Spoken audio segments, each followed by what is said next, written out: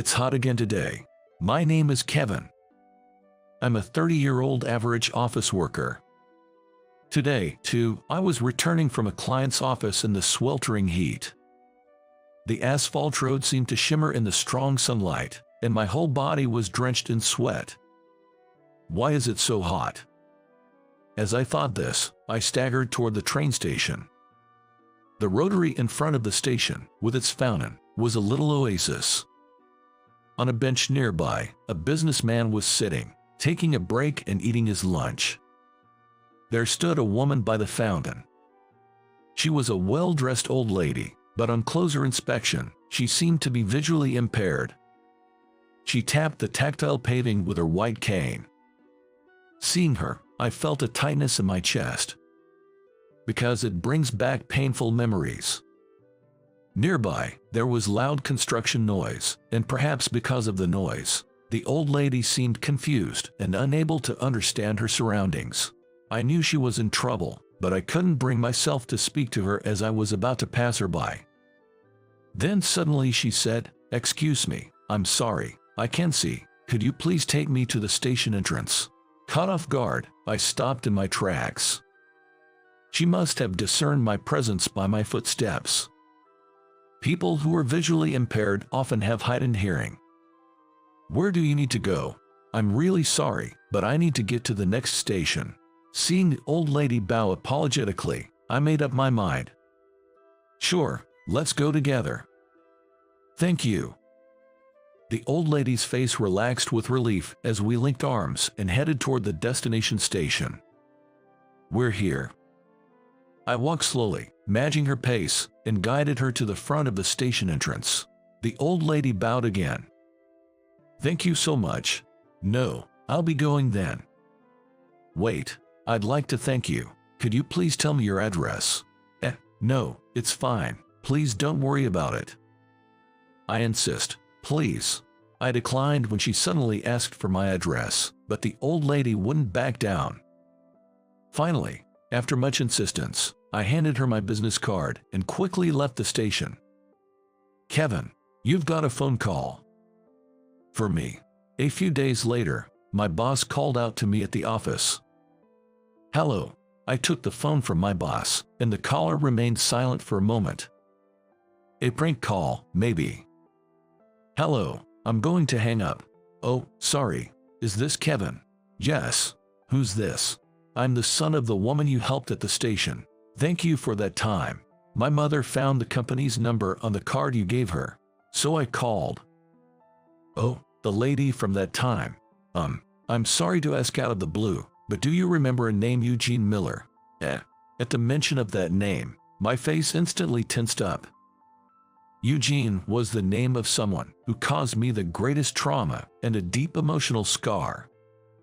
Just when I thought I had finally forgotten, I'm reminded of him in such an unexpected place. But why does this man know about Eugene? I broke into a cold sweat at the thought, but somehow managed to squeeze out a response. "No, I don't know who that is." "I see. Well, thank you for helping my mother. I'll contact you again if there's an opportunity." "Yes, okay." To be honest, I didn't want to talk anymore. I didn't want to meet that old lady again, nor did I want to remember Eugene, because it would revive unpleasant memories from the past. It was a story from when I was still in elementary school. At that time, I attended a tiny school in the countryside with only about 20 students, and that's where Eugene transferred in. What he did to me back then is still vivid in my memory. Eugene, who had moved from the city, quickly became popular at school, but for some reason, he started to pick on me. He would come over and badmouth me with other classmates or steal my lunch money to buy snacks for them. In short, everything Eugene did to me is something I'd rather not recall.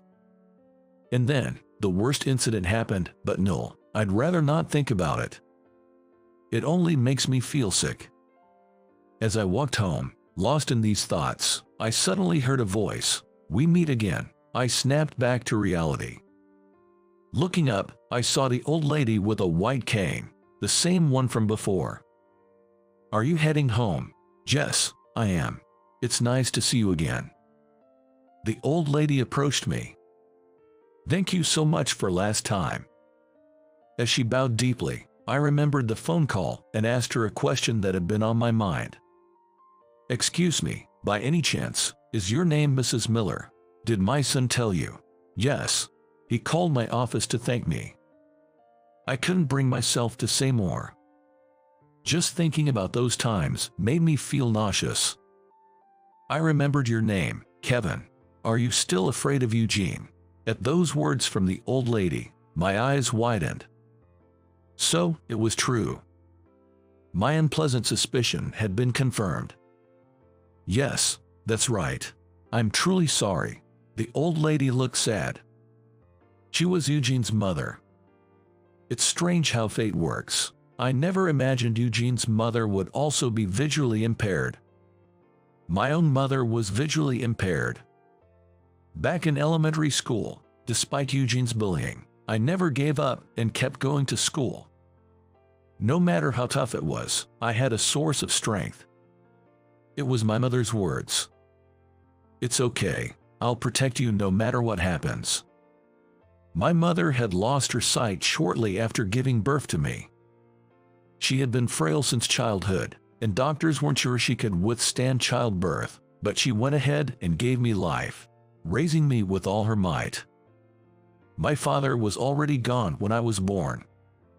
Unable to work, my mother lived on assistance from the government. "Kevin, I'm sorry. I can buy you the things you like." My mother often said this with an apologetic look, but I wasn't suffering at all. I was happy living with her. Above all, just being with my favorite person in the world, my mother, was happiness itself. When I told her this, she smiled gently. One day, when my mother and I went shopping at a local supermarket. "Hey, isn't that Kevin?" I was called from behind, and, reluctantly turning around, I saw Eugene with a sneering smile. "Is he your friend?" my mother asked, but I didn't answer and tried to walk away quickly. However, Eugene and his classmates surrounded us, blocking the way. My visually impaired mother was confused and disoriented, not understanding what was happening. "What do you want? If you don't need anything, just go away. Give me your bag." "What?" I didn't understand what he was talking about. "Stop joking around. Kevin, what's happening?" "It's okay, Mom. Let's just ignore these guys." As I took my anxious mother's hand and tried to leave, suddenly, one of Eugene's classmates forcefully pulled me, and I lost my balance, falling backwards. Eugene pointed and laughed at me, ridiculing me. "What a clumsy guy. Stop it." Eugene tried to snatch the bag, and my mother resisted desperately. The classmates egged him on. Seeing this, I finally lost my temper and punched Eugene hard. "Ow, what are you doing? You jerk." "Whoa." I tackled Eugene to the ground and held him down. Realizing the seriousness of the situation, the classmates tried to intervene. "Kevin, stop it." My mother screamed, her voice mixed with tears. Her face was pale, and she looked like she was about to cry. I realized Eugene was trembling, his face pale with fear. Glancing at my fist, I saw blood trickling down. I don't remember much after that.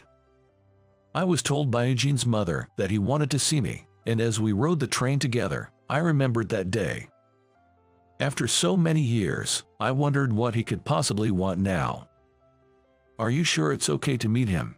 That boy has always regretted that day, especially since I became ill and lost my vision. "I see." As I thought of a response, I suddenly remembered that Eugene had moved away. A few days after that event, he suddenly changed schools. I later heard that his parents were having a divorce. While his parents were discussing the divorce, he was sent to live with his grandparents. Perhaps he was taking out his loneliness in the pain of not having his parents around on me.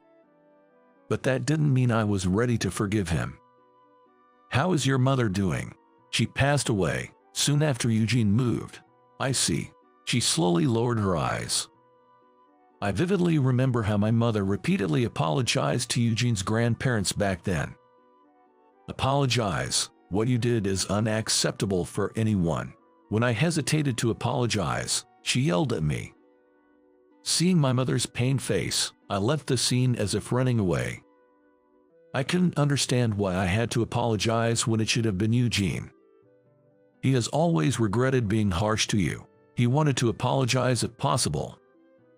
I know it's not the best way to put it, but I just can't help thinking how selfish he's always been. Sorry about that. Yes, I understand how you feel, but he's still my precious son. Hearing Eugene's mother's words made my heart ache, because my own mother had said something similar.